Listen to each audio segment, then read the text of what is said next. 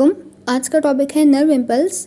सबसे पहले definition, wave of electrochemical changes which travels across neuron and involves chemical changes and ion movement. Electrochemical changes हैं actually ऐसा process जिसके अंदर electricity pass होती है between two substances with including the transfer of electrons. अगली definition, electrical potential.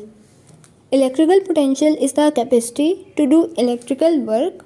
ये एक stored form of energy है और इसमें चार्जेस इन्वॉल्व होते हैं, पॉजिटिव और नेगेटिव आयंस।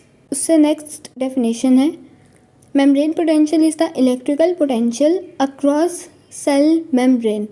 मतलब इलेक्ट्रिसिटी जो पास होगी किसी न्यूरॉन में से, वो इलेक्ट्रिसिटी का इलेक्ट्रिक पोटेंशियल कितना है across cell membrane, that is called membrane potential. Obviously जो न्यूरॉन है वो भी एक मेम्ब्रेन बाउंडेड स्ट्रक्चर है ना, तो उस मेम्ब्रेन बाउंडेड स्ट्रक्चर में मेम्ब्रेन के अक्रॉस कितना इलेक्ट्रिकल पोटेंशियल है, उस चीज़ को कहेंगे मेम्ब्रेन पोटेंशियल।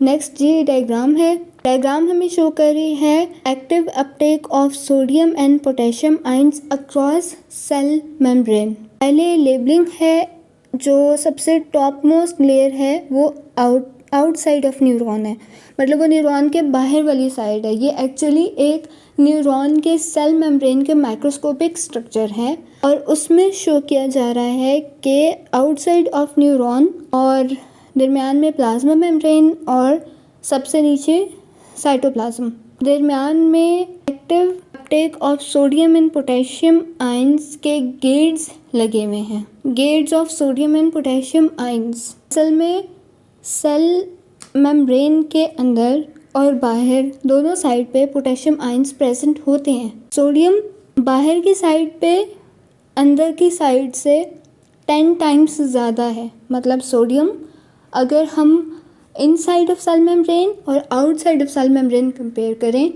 तो outside of cell membrane 10 times sodium ज़्यादा होता है।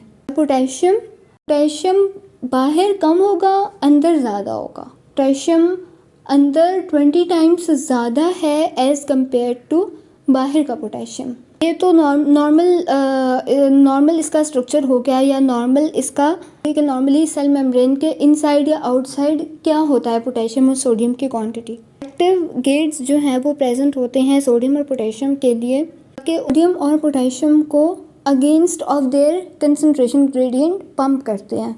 जैसे सोडियम बाहर पहले से ही ज़्यादा है, अंदर कम है, तो कम कंसंट्रेशन से बाहर हायर कंसंट्रेशन तक वो पंप कर रहा है, अगेंस्ट कंसंट्रेशन ग्रेडियंट इसको कहते हैं। सोडियम बाहर की तरफ पंप हो रहा है और पोटेशियम अंदर की तरफ पंप हो रहा है। पोटेशियम अंदर ज़्यादा था, बाहर कम था, तो पोटेशियम भी against the concentration gradient pump किया जा रहा है।